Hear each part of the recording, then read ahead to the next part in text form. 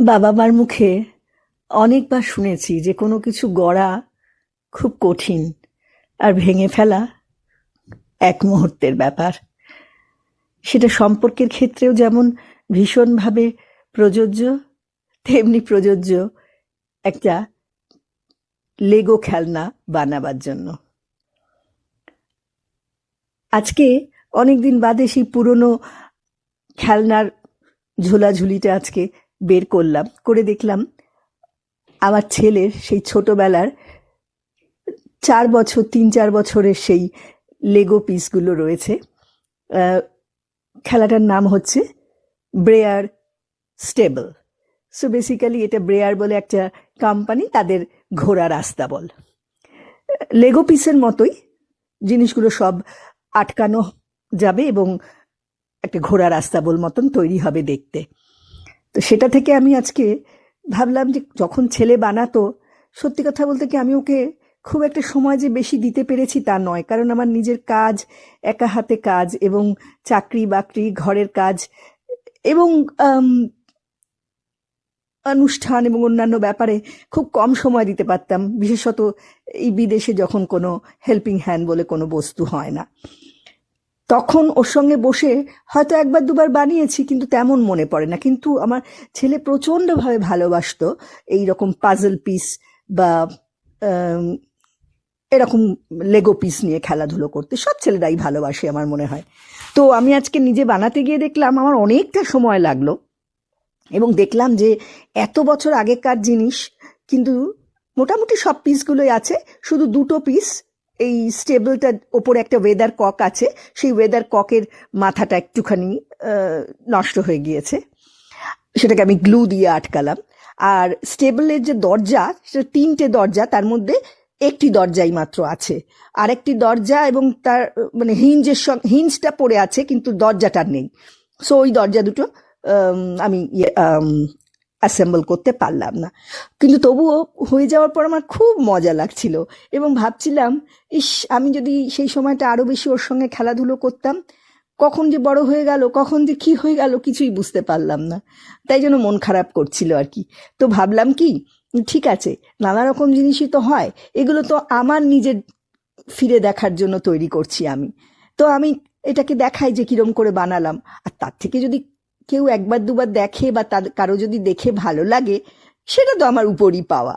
তো আসুন দেখি যে কিভাবে লেগো পিসটা বানালাম। জানি না, এই ধরনের ভিডিও তো আগে কখনো করিনি, আদৌ এটা কিভাবে কি করব জানি না। আর আমার দেখুন অন্য কিছু নেইও, মানে ফোনই সর্বস্ব যাকে বলে, তার মাধ্যমেই যা করতে হবে।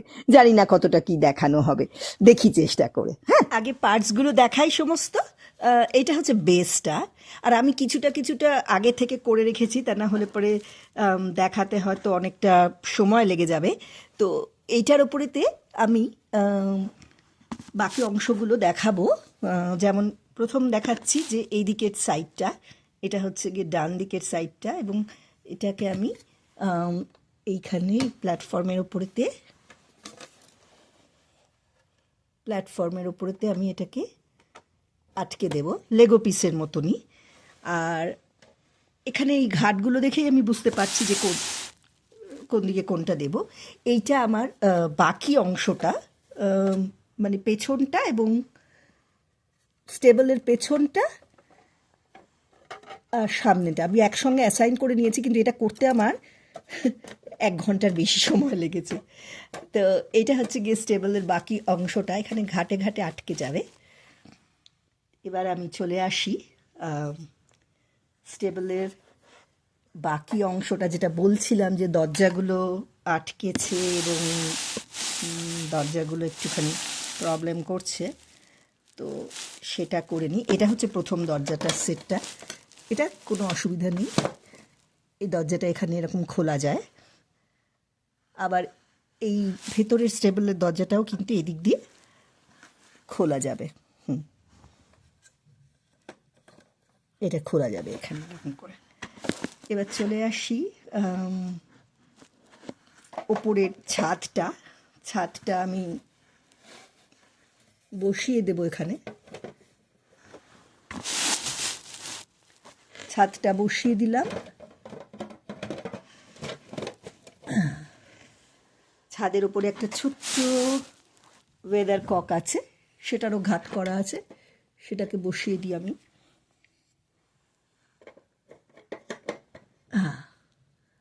আর ওপরের এটা একটুখানি প্রবলেম করছে, ওয়েদার ককটা একটু প্রবলেম করছে, এটাকে একটুখানি বসিয়ে দিই ঠিক করে। রাইট। আর স্টেবলগুলো করে দিয়ে এখানে